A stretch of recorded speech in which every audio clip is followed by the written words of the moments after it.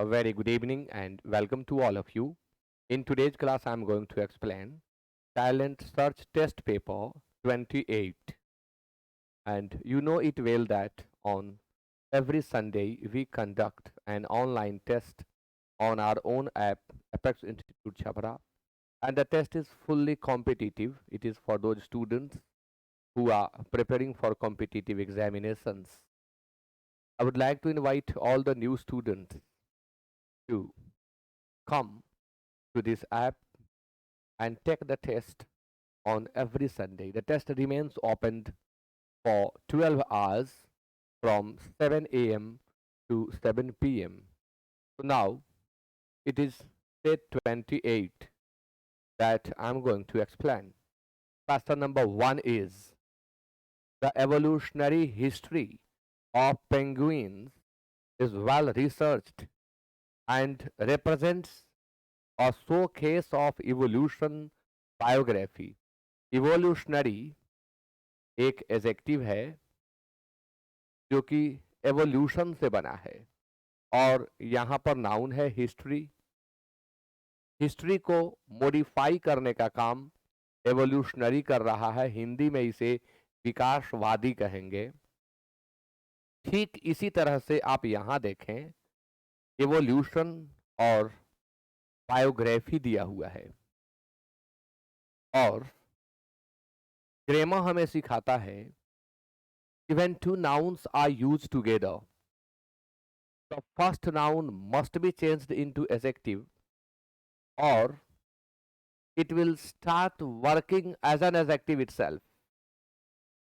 If it turns into adjective itself, means without changing, without adding suffixes, you don't need to add anything else. But if you think that the noun is working as a noun only, you have to use some suffixes to change the noun into adjective. And here evolution के जगह पर हमें evolutionary का प्रयोग करना होगा। Evolution के जगह पर हमें यूज करना होगा एवोल्यूशनरी का।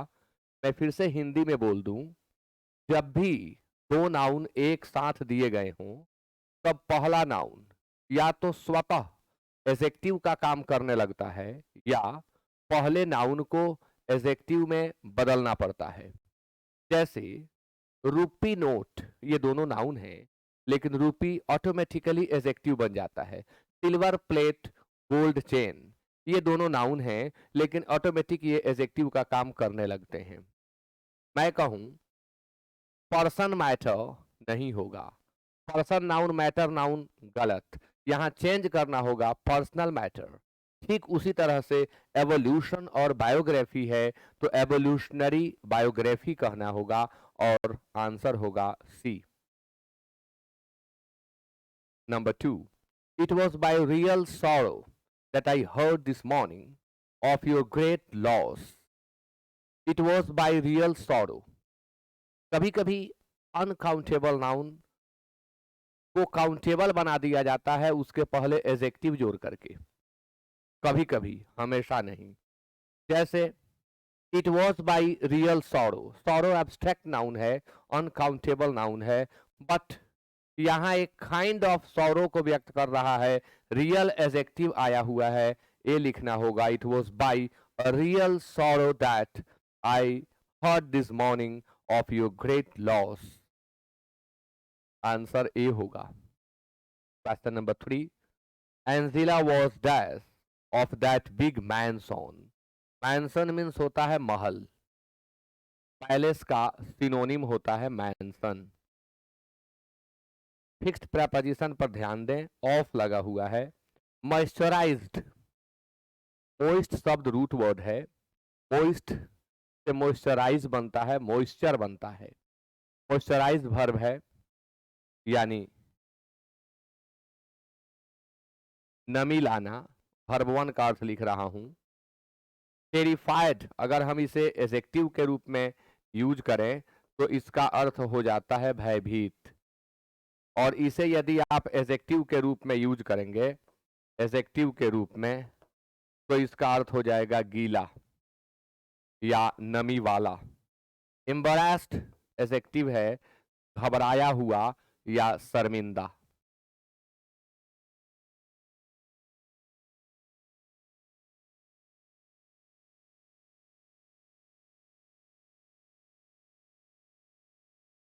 स्वीटिंग नाउन है, जेरंड है पसीना आना या पसीना। Angela was moisturised of, terrified of. अब यहाँ ऑफ के साथ लगने वाला एक ही शब्द दिख रहा है मुझे, यहाँ क्रम तो उल्टा पुल्टी है। ए और बी, यहाँ बी होगा, टेरिफाइड होगा, टेरिफाइड, यानी 3 का आंसर बी होगा।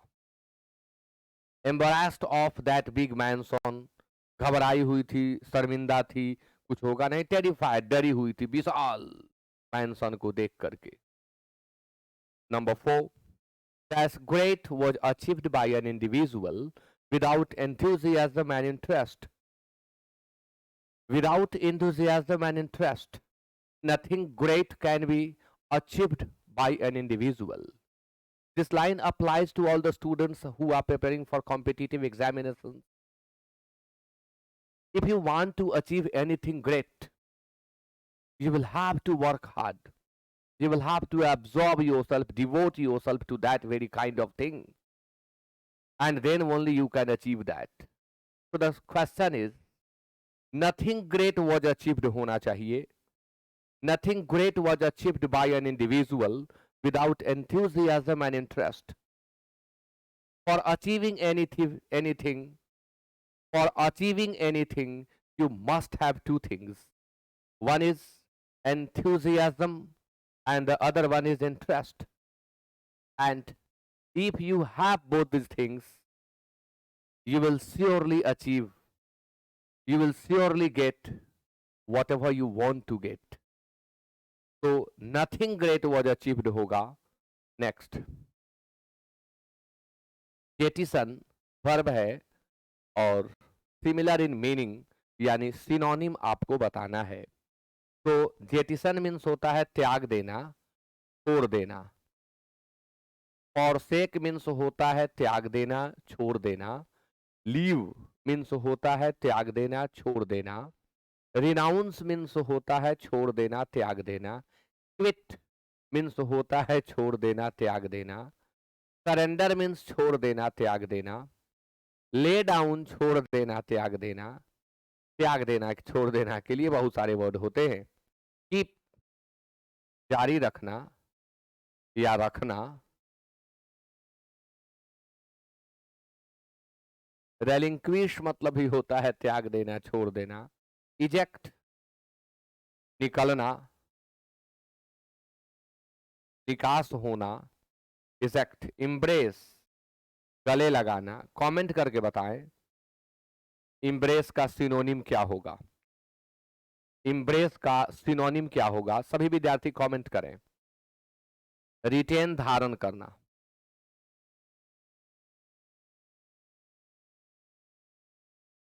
Keep, eject, embrace, retain. त्यागने की जहां तक बात हो रही है तो रिटेन और एम्ब्रेस तो नहीं होगा, कीप भी नहीं होगा, तो क्या लिखे, इजेक्ट.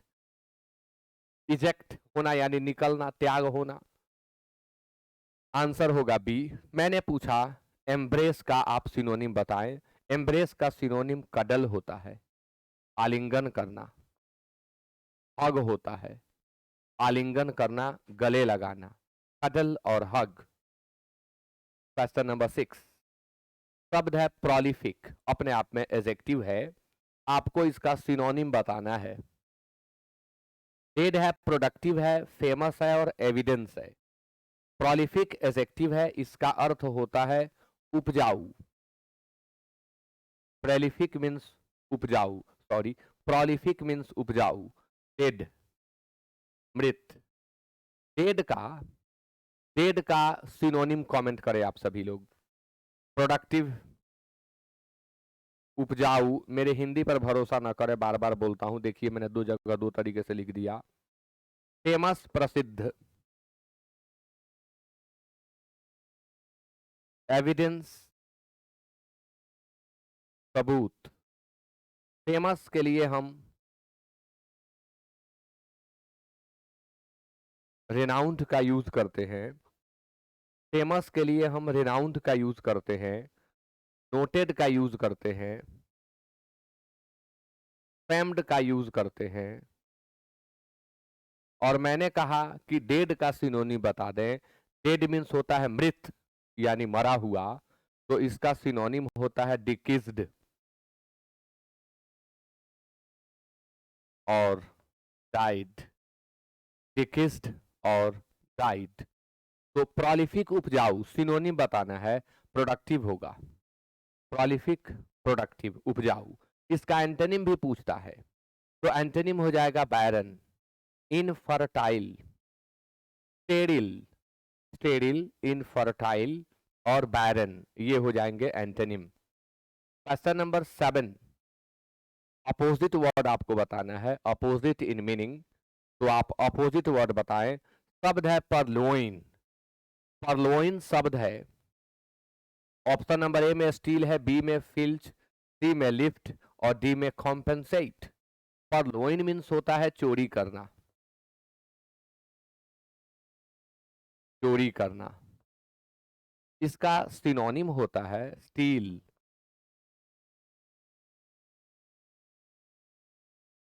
फिल्च, सिल्फर, परगल, चोरी करना। ये सारे ऑप्शन में ना हो तो आप रॉब भी दे सकते हैं, डकैती करना।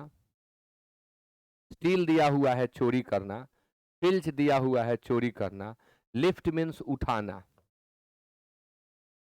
और कॉम्पेंसेट क्षतिपूर्ति करना।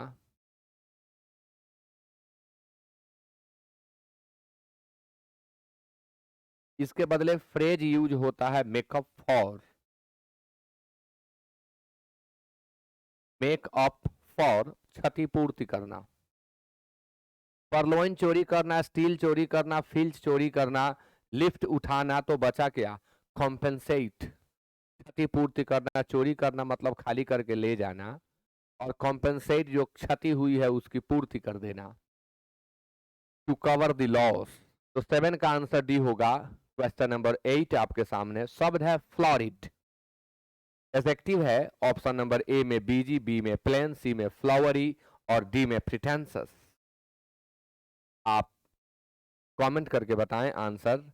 फ्लोरिड मीन्स, हिंदी मीनिंग होता है अति अलंकृत,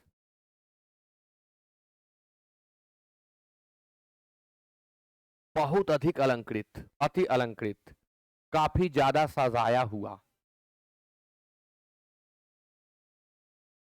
हेलो,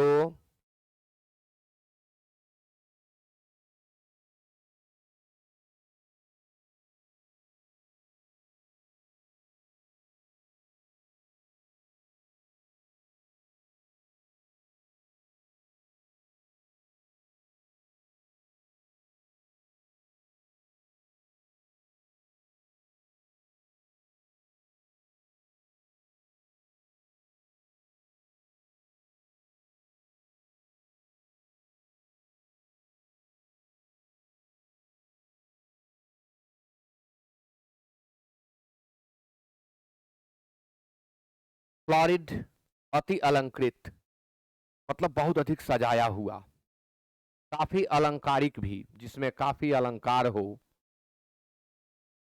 उसे हम फ्लोरिड कहते हैं। यानी हम कहेंगे ऑर्नेटेड, ऑर्नेट मीन सजाना होता है। टू मच ऑर्नेटेड कह सकते हैं, टू मच डेकोरेटेड कह सकते हैं। यहां टू मच जोड़ दे, अच्छा रहेगा।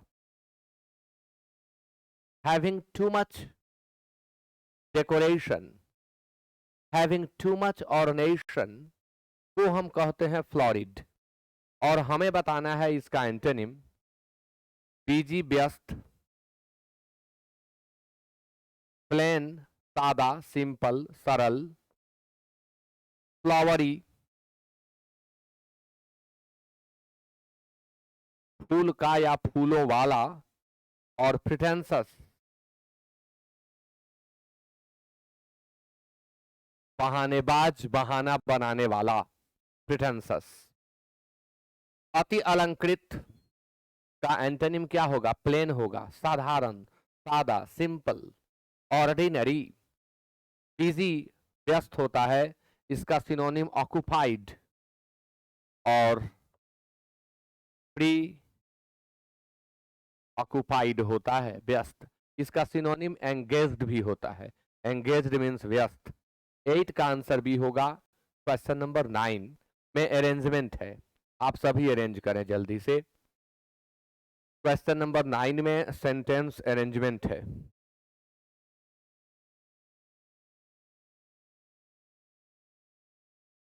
द इकोनॉमिक, द है और एडजेक्टिव है। अब इसके बाद क्या चाहिए? तो नाउन ही चाहिए। द इकोनॉमिक, इसके बाद नाउन ही चाहिए। तो the economic of A sorry, the economic a country, ऐसा नहीं हो सकता। द इकोनॉमिक ग्रोथ हो सकता है। The economic empowerment of women हो सकता है। यानी आंसर हम पी से शुरू नहीं करेंगे, पी से शुरू नहीं करना है। ऑप्शन है दोनों आर से शुरू हुए, यानी ये संकेत दे रहे हैं कि आप आर से शुरू करें। The economic empowerment of women of a country, किसी देश के स्त्रियों की आर्थिक सशक्तिकरण, leads to exponential growth of that country, यानी आरपी क्यू आंसर होगा और आरपी क्यू सी में दिया हुआ है।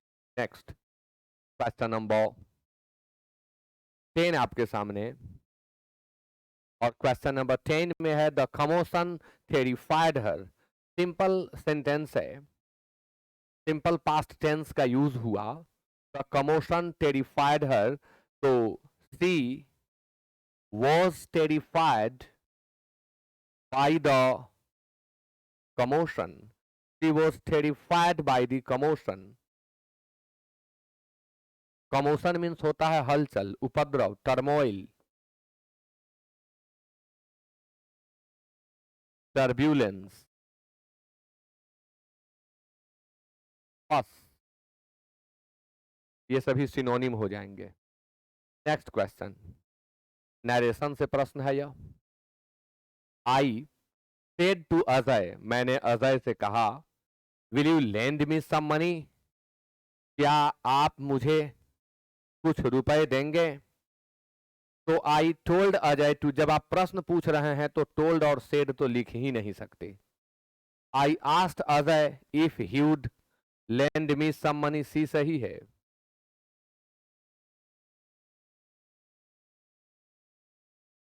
अब ये और नॉट इसमें एक्स्ट्रा है, इसलिए डी आंसर नहीं होगा, आंसर होगा C. Next question, correctly spelled word को चूज करें।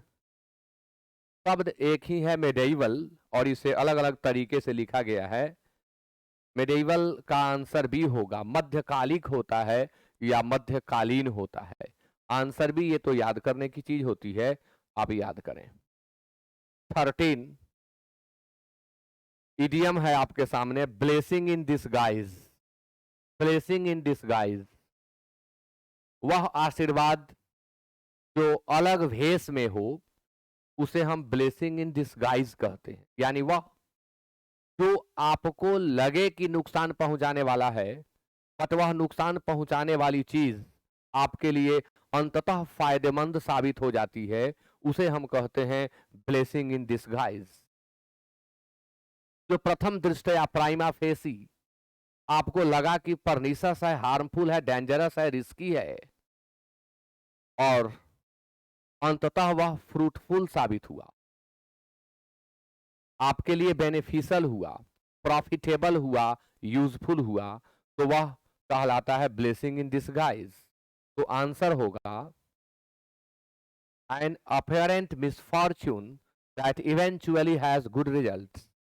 स्पष्ट दुर्भाग्य या विपत्ति जो अंततः सौभाग्य में बदल जाती है, अच्छे परिणाम लेकर आपके सामने आती है, उसे हम कहते हैं ब्लेसिंग इन डिसगाइज। 13 का आंसर भी होगा question number 14। A picture paints 1,000 words. इसका मीनिंग बताना है आपको। A picture paints 1,000 words का मतलब होता है कि आप एक तरफ 1,000 शब्द लिखें और दूसरी तरफ एक तस्वीर बना दें। सेंस ज्यादातर एग्जिबिट होगा, प्रोड्यूस होगा तस्वीर से, शब्दों से नहीं। यही इसका मतलब होता है। A picture paints 1,000 words. An image of a subject conveys its meaning more effectively than description does. जी हाँ, ये सही है, यही होगा। किसी शब्द का डिस्क्रिप्शन, किसी शब्द का वर्णन, उसकी व्याख्या उतना क्लियर सेंस लेकर नहीं आती है जितना कि एक चित्र। तो 14 का आंसर ए होगा। Question number 15, working class people regarded collectively. Working class people यानी कामकाजी लोग जो समूह में हो उन्हें क्या कहते हैं? ऑप्युलेंट। ऑप्युलेंट मीन्स होता है समृद्ध, प्रॉस्पेरस मीन्स होता है समृद्ध, रिच मीन्स समृद्ध, वेल ऑफ मीन्स समृद्ध। प्रोलेटारिएट कामकाजी मध्यम वर्गीय लोग, कामकाजी मध्यम वर्गीय लोग।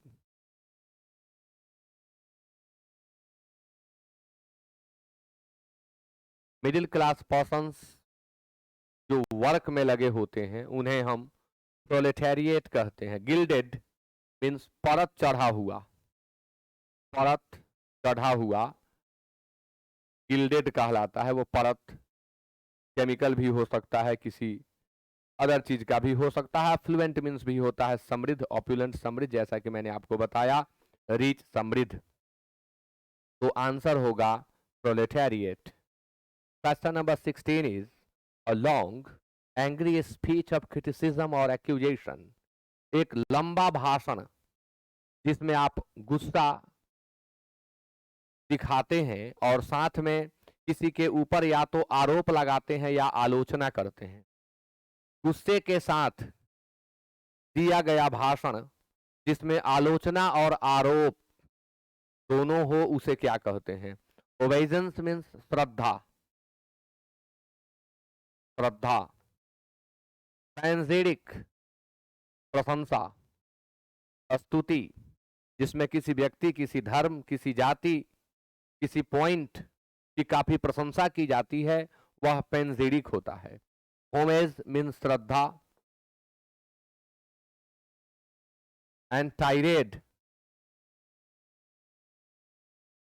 कट्टु भाषण और आलोचनात्मक, आलोचना युक्त कहें, आलोचनात्मक से अच्छा विशेषण होगा आलोचना युक्त भाषण। आंसर 16 का डी होगा। क्वेश्चन नंबर 17, अंडरलाइंड पार्ट को इंप्रूव करना है आपको। The Buddha was consumed by the human suffering that he saw all around him. Subject the Buddha है, वॉज कंज्यूम्ड, पैसिव स्ट्रक्चर दिखाई पड़ रहा है और बाई का यूज यहां साबित भी कर रहा है कि पैसिव होना चाहिए, ऑलरेडी पैसिव है, इसलिए हमें किसी इंप्रूवमेंट की जरूरत नहीं। 17 का आंसर डी होगा। Question number 18, this unresponsive attitude by people must dash hurt him. जैसा कि आपको मालूम है, मॉडल ऑक्सिलियरी वर्ब अर्थात shall, should, will, would, can, could, may, might, must और आउट टू, इनके बाद हम हमेशा वर्ब 1 का यूज करते हैं, वर्ब 2 और वर्ब 3 का यूज नहीं करते इनके ठीक बाद में। मस्ट एक मॉडल ऑक्सिलियरी वर्ब है, तो हैज और हैड ये सोच से भी परे होना चाहिए, आप लगा ही नहीं सकते, इसका अप्लाई आप यहां कर ही नहीं सकते। हैज के जगह पर हैव होगा। हर्ट तीनों फॉर्म में हर्ट ही होता है, इसलिए must have hurt him answer होगा। हैव हर्ट सेलेक्ट करना है, आंसर 18 का ए होगा। क्वेश्चन नंबर 19 में भी सेंटेंस अरेंजमेंट है, आप बनाएं इसे। रेस्ट एश्योर्ड दैट वाटर, और फिर दैट के बाद ये वाटर जो आया सब्जेक्ट हुआ, अब यहां से सेंटेंस आगे बढ़ाइए, वाटर से स्टॉप। अब वाटर के साथ स्टॉप आप दे नहीं सकते, यानी ए से शुरू तो नहीं करना है। अगर वाटर सब्जेक्ट के लिए वर्ब देना होगा तो स्टॉप्स होगा, पास्ट टेंस में लिखेंगे तो स्टॉप्ड होगा, फ्यूचर में लिखेंगे तो विल स्टॉप होगा। स्टॉप तो कभी लग ही नहीं सकता, इसलिए डी से शुरू नहीं करेंगे आप। वाटर के बाद मेनी पीपल अराउंड, ये कहीं से सूट नहीं कर रहा है, यानी बी से भी आप शुरू नहीं कर सकते हैं। आंसर होगा बी, यानी CAB। Rest assured that water in the Nokkalikai falls will not stop. Will not modal auxiliary verb है, इसके बाद V1 आता है। विल नॉट स्टॉप, स्टॉप के बाद हमेशा जेरंड आता है। Will not stop plunging if there are too many people around. Too many people बिल्कुल करेक्ट है, आंसर बी होगा। Question number 20।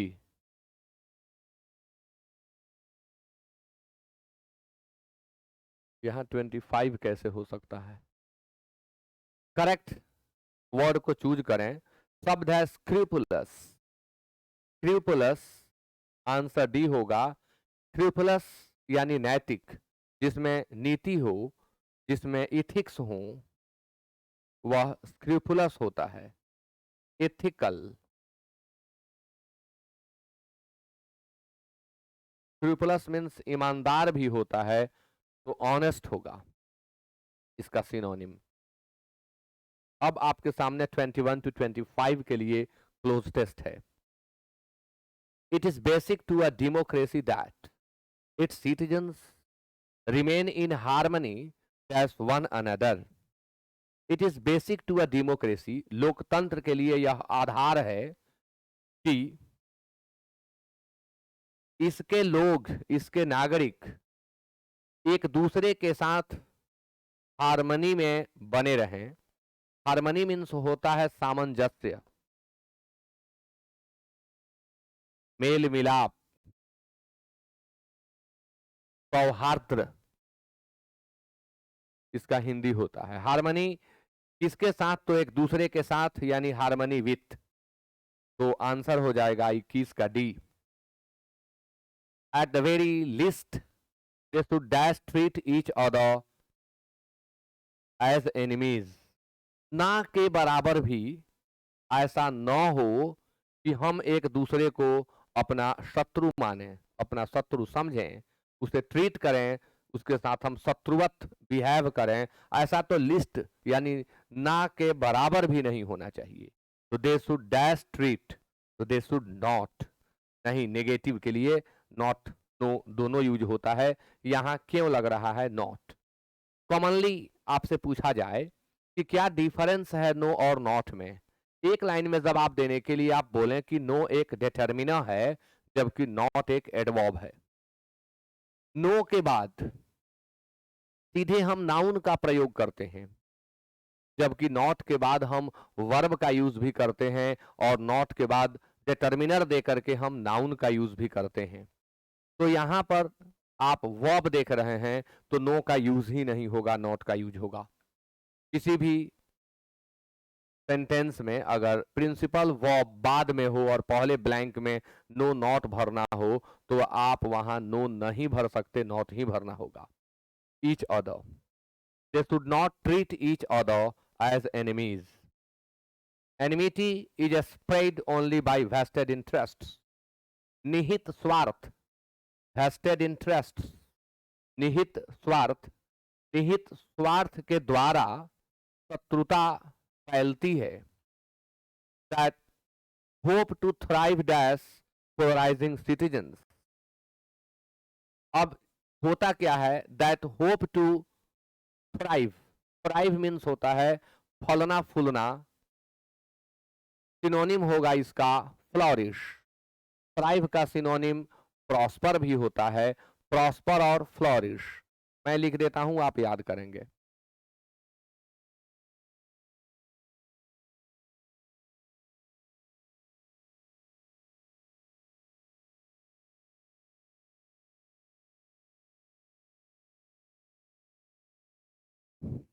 ट्वेंटी थ्री में फिर से पढ़ना होगा। Enmity is spread only by vested interests that hope to thrive dash polarizing by citizens, polarizing citizens. Option में है सो एज बाई और लाइक, बाई होगा। लोगों को पोलराइज करके, बाई पोलराइजिंग, लोगों को पोलराइज करके यानी ध्रुवीकरण करके, एक साथ एक जगह इकट्ठा करके, एक पॉइंट पर ला करके। तो dash between professed love for the country and infecting the people with hatred remains ignored. The dash between professed love for the country, देश के प्रति प्रेम, and infecting the people with hatred, और लोगों में घृणा की भावना से उन्हें दूषित करना, remains ignored. ये जो दो चीजें हैं विपरीत हैं, एक तरफ प्रोफेस्ड लव है, दूसरी तरफ हैट्रेड है। लव का एंटोनिम हैट्रेड होता है। तो ये दो बेमेल चीज एक साथ दिए गए हैं, तो ऐसा शब्द यहां पर रखा जाना चाहिए जो इनको एक साथ व्यक्त कर सके। तो dash between professed love, compatible तो ये नहीं है। कंपैटिबल मीन्स होता है मेल मिलाप वाला, एक जैसा, अनुरूप।